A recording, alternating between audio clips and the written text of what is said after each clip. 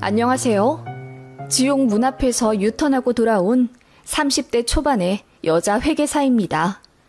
결혼할 사람이 있어서 여기저기 인사드리고 다녔었는데 파혼했다고 하니 주변에서 이유가 뭐냐고 많이들 물어보네요. 차마 내 얼굴에 침 뱉기라 이야기할 순 없고 익명의 힘을 빌어 이곳에 한번 써봅니다. 참 재미난 이야기가 되실 거예요. 저는 작년에 결혼하려고 했던 사람이 있었어요. 특정할 순 없지만 의사만큼의 프라이드가 있는 직업군이고 연봉도 꽤 높았던 사람입니다. 저보다 2살 많지만 제 연봉 2배인 능력 있는 사람이고 외모도 괜찮았어요.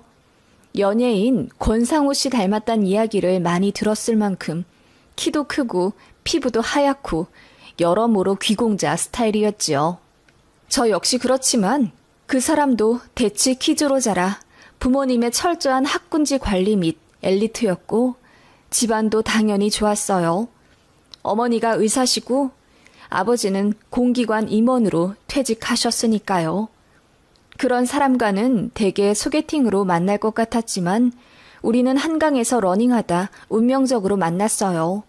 그래서 서로가 더 인연이라고 생각했고 불같이 뜨겁게 연애했어요.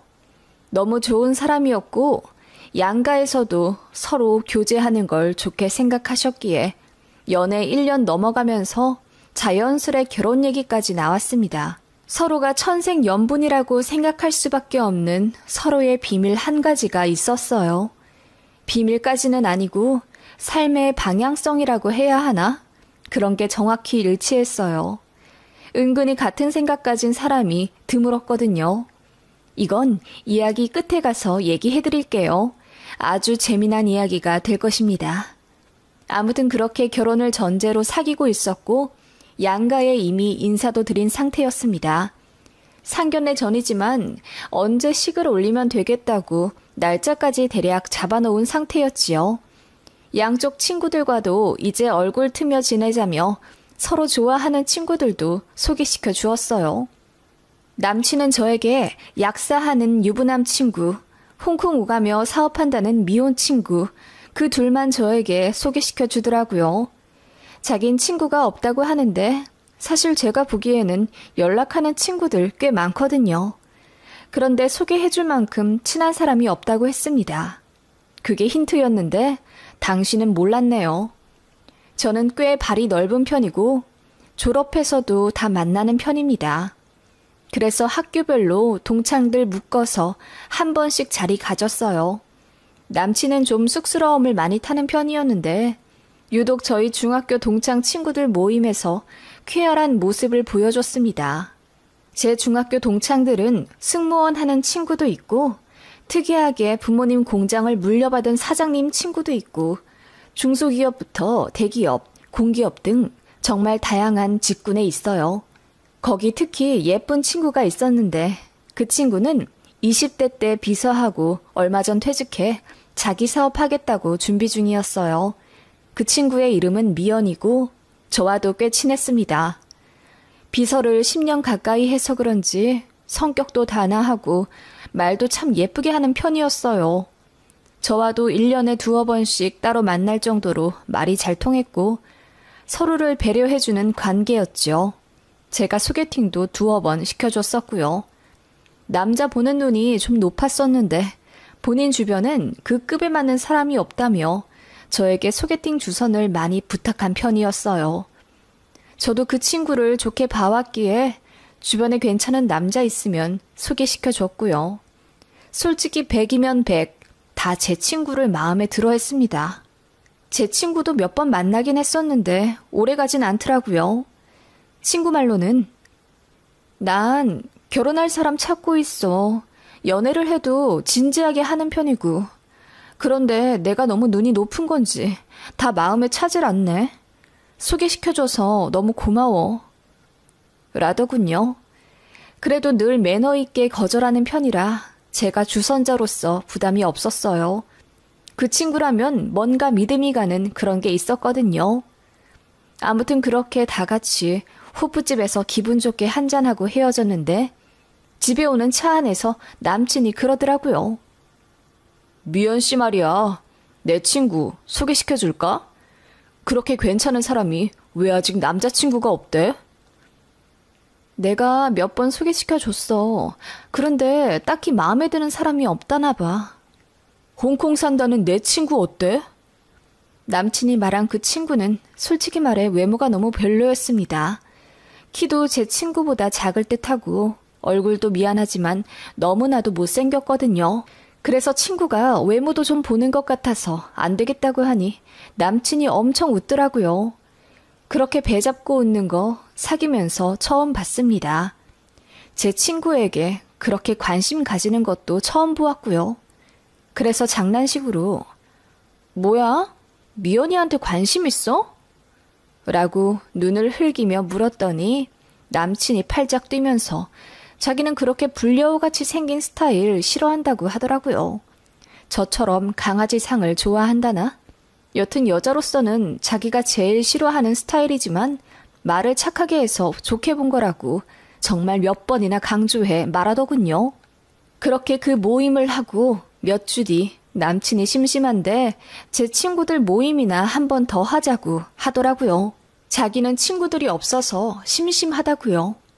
심심하다는 표현도 사귀며 처음 들었지만 결혼하기 전에 제 친구들과 더 친해지려는 노력인가 싶어서 흔쾌히 알겠다고 했습니다.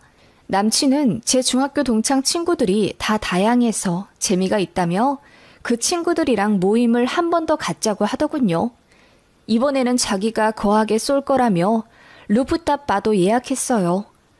뭐 제 친구들 앞에서 그렇게 쏘는 거 제 어깨도 올라가고 좋긴 했습니다. 그렇게 그날 모임을 또 가졌지요.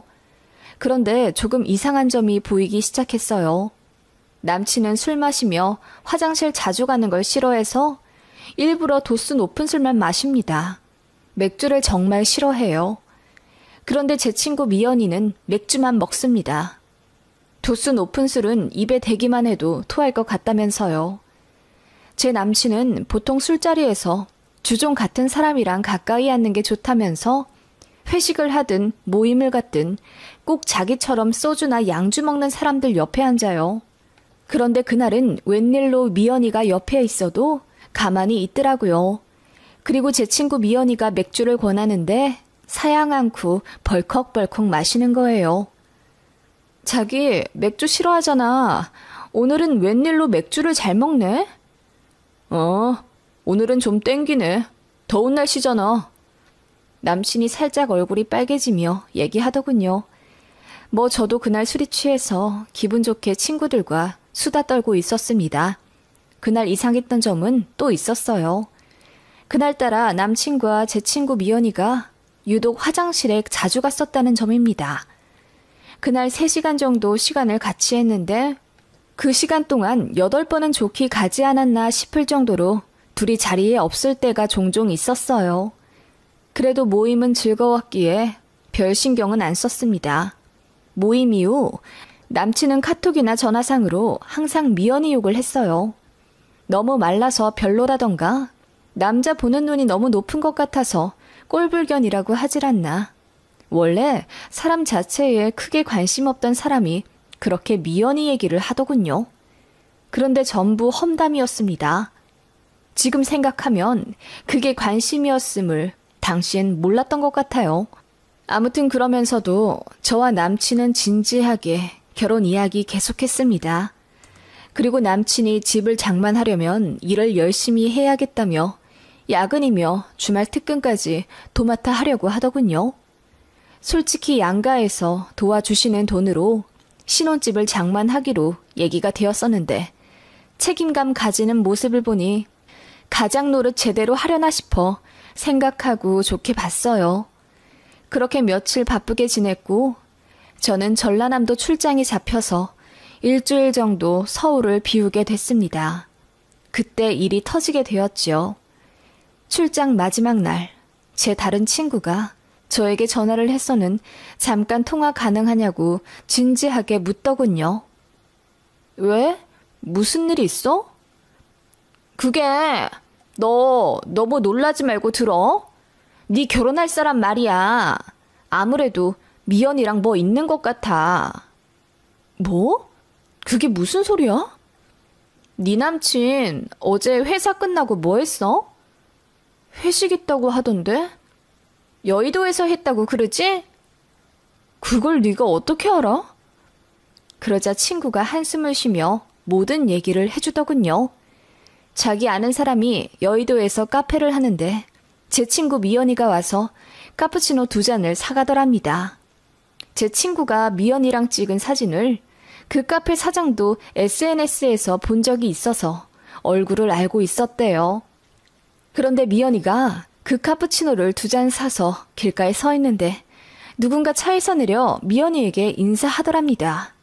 그리고는 자연스럽게 미연이 가방과 커피를 받고는 조수석 문까지 열어주며 에스코트하고 둘이 차 타고 떠났다는 거예요. 그런데 그 남자 얼굴이 너무 눈에 익어서 생각을 계속 해봤는데 얼마 전에 친구 SNS에 올라온 저희 모임 사진에서 본 것 같더랍니다. 그래서 찾아보니 제 남친이었던 거죠. 너무 충격적이었어요. 헷갈린 건 아니겠냐고 했더니 그 사람이 카페 장사 몇 년이라 사람 얼굴 잘 기억한다고 하더군요. 차 정도 이야기해줬어요. 제 남친 차가 맞더라고요. 특이한 색이거든요. 너무 충격받아서 온몸이 사시나무 떨리듯 떨렸습니다. 사람이 너무 놀라면 오한이 온다는 걸 그때 처음 알았습니다. 일단 모르는 척 했어요. 그리고 아무렇지 않게 서울 올라가 다시 남친 만났습니다. 미연이랑도 연락했지요. 둘 다 저에게 시침이 떼더군요. 결정적 순간을 포착해 개망신 주려고 했는데 참 어이없게도 친구가 먼저 저에게 고백하더군요. 나 사실 네 남친이랑 만나. 그렇게 됐어. 정말 미안해. 내가 전부터 결혼하고 싶었던 그 이상형이야. 네 약혼자로 만난 게 너무 안타까울 만큼 나 그 사람 많이 사랑해. 이제 서로 알게 된 지 1달 조금 넘었지만 더 이상 누구 속이지 않고 당당하게 만나보려고.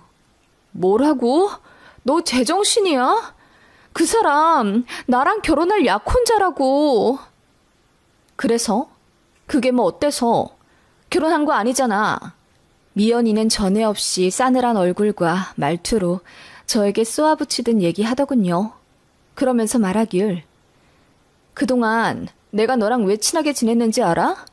네 주변에 있는 남자들이 그나마 제일 괜찮아서 소개받으려고 친하게 지낸 거야. 너 학창시절에 나랑 급이나 맞았니? 그나마 공부 하나 잘했지만 완전 찌질이었잖아. 그런 내가 너랑 친하게 지낼 이유가 없지. 라며 정말 악마같이 얘기를 하더군요. 그리고 제 남친이 그동안 야근하고 출장 갔던 거 다 자기 만나느라 거짓말 한 거라고 하더라고요. 그간 저에게 친절하게 대해줬던 그 친구 미연이가 맞나 싶을 정도였습니다. 너 어떻게 나한테 그럴 수 있어? 우리 그래도 20년이나 너무 친구잖아. 그러니까 너 혼자 친구였다고. 내 남친이 너한테 미안해서 헤어지잔 말을 못하겠단다. 그래서 나라도 해주고 빨리 관계 정리하려고. 당장 내 앞에서 내 남친 번호 지워. 미연이는 팔짱을 끼며 저를 내려다보더군요. 저는 손이 덜덜 떨리고 눈물이 나와 제정신이 아니었습니다. 미연이는 제 폰을 빼앗아가듯 제 폰을 마음대로 열어 제 남친 연락처를 바로 지워버리고 차단하더군요. 그래서 그거 막아보려고 몸싸움으로 번졌습니다. 그런데 미연이가 참 뻔뻔하게도 제 뺨을 때리더군요. 저더러 정신 차리랍니다.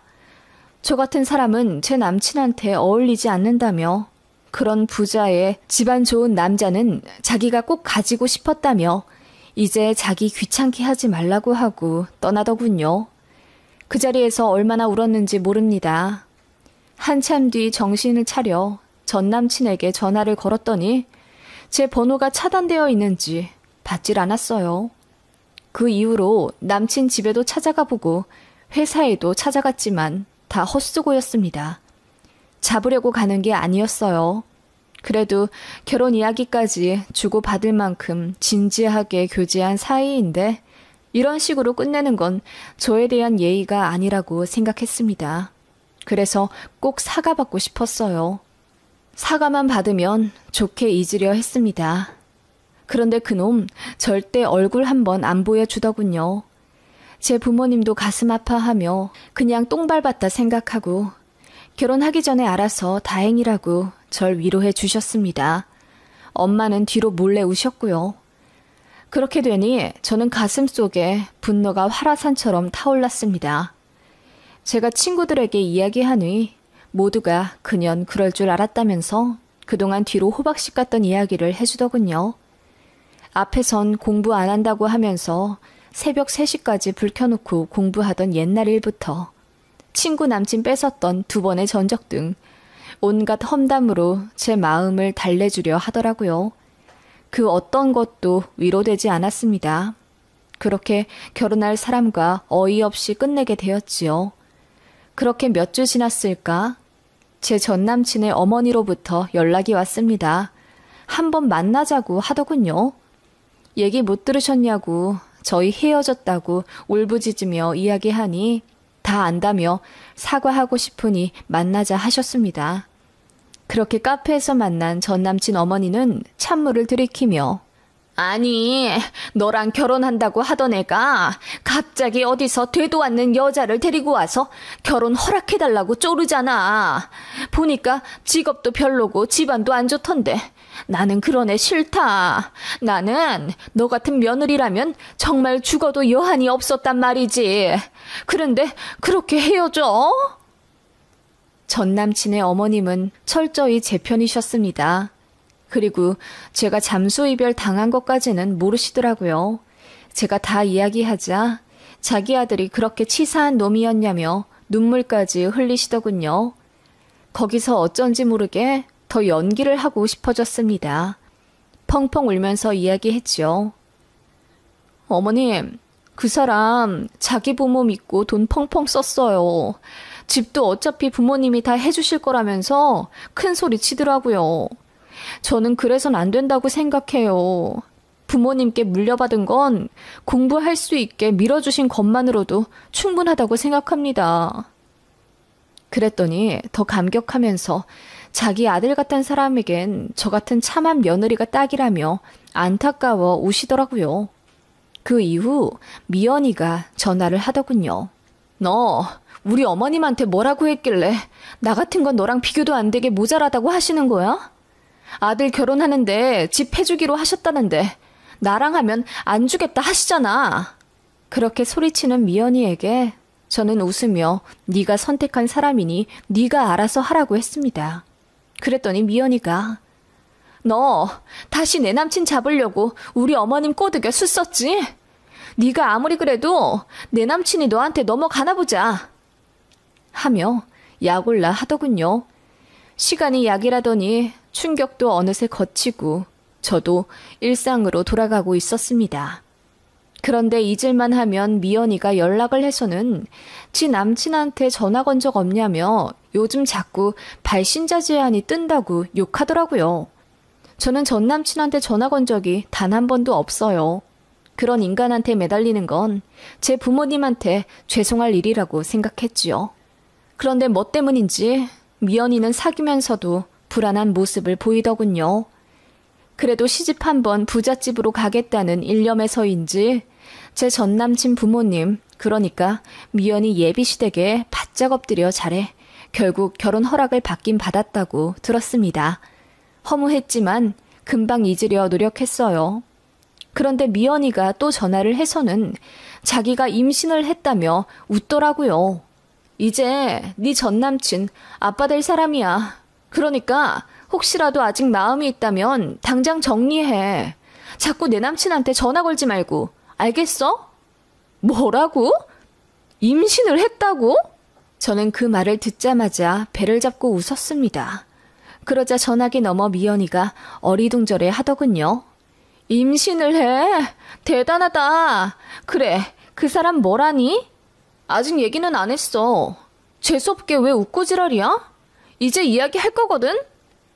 그래, 꼭 이야기 잘해라. 웬만하면 예비 시부모님 앞에서 정식으로 하지 그래? 아기 참 많이 기다리셨던 것 같은데. 팁 고맙다. 아무튼 이제 내 남친한테 구질구질하게 전화 그만하고. 미연이는 그렇게 이야기하고 끊었습니다. 저는 너무 웃겨서 눈물이 다 나올 지경이었습니다.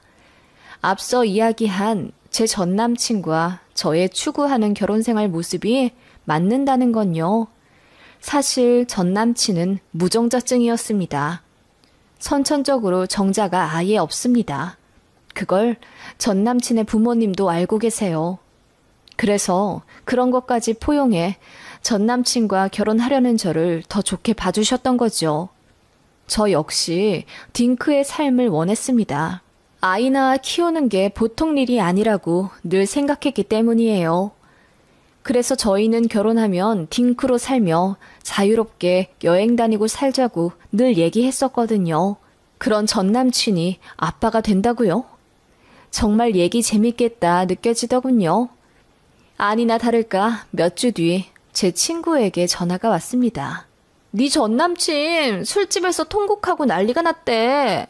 결혼할 사람이 바람이 났다면서? 그 남자애 임신하고는 자기 애라고 거짓말까지 쳤다는 거야. 그래서 그 애가 네 앤지 다른 사람 앤지 어떻게 아냐니까 그냥 자기는 안다면서 입 다물고 울기만 하던데? 저는 그 얘기를 듣자마자 웃음이 터져나왔지요. 사실 내 전남친 무정자증이야. 나 그거 알고 결혼하려고 했던 거고. 제 말에 친구가 경악하더군요. 그리고는 얘기해주길 미연이가 산부인과 진단서 들고 예비 시부모님과 남친 모두 있는 자리에서 서프라이즈 하듯 임신 소식을 공개했다네요. 아기 기다린다고 알고 있는 예비 시모가 당연히 좋아할 줄 알았는데 표정이 완전 썩어 있더랍니다. 남친이랑 예비 시부는 얼굴이 터질 듯이 시뻘개져 있고요. 그리고 주변에 사람이 있든 없든 상관없이 소리를 지르며 당장 꺼지라고 했다더군요. 심지어 미연이는 제 전남친에게 뺨까지 맞았답니다. 그런데 더 웃긴 사실은 제 전남친이 그 와중에 또 바람을 피우고 있었다더군요. 매일 발신자 제안으로 전화 오는 게 사실 그 바람녀였던 거죠. 전남친은 그게 저라고 둘러댔던 거였고요. 그렇게 둘은 완전 파탄이 났습니다. 저는 제 전남친을 아는 사람들에게 그가 무정자증인 걸 소문냈고 미연이 역시 다른 남자애를 임신했으면서 사기 결혼하려 했다는 걸 동창들에게 모두 소문냈습니다. 두 사람 완전 나락같지요. 전남친 새끼는 얼굴 못 들고 다녀 이제 이직할 거라 하더군요. 미연이 그녀는 아예 흔적조차 안 남기고 서울에서 사라졌고요. 애를 낳았는지 지웠는지 그 후 소식은 모릅니다. 저는요, 오히려 잘된 일이라고 생각합니다. 이번 일로 남자 가려 사귀어야 한다는 걸 제대로 알았고 또 친구도 가지치기 했습니다. 전화 위복이라는 게 이럴 때 쓰는 말인가 봐요. 그리고 그들에겐 인과응보라는 게 딱 맞는 말 같습니다. 아주 오랫동안 지옥에서 살길 바랍니다.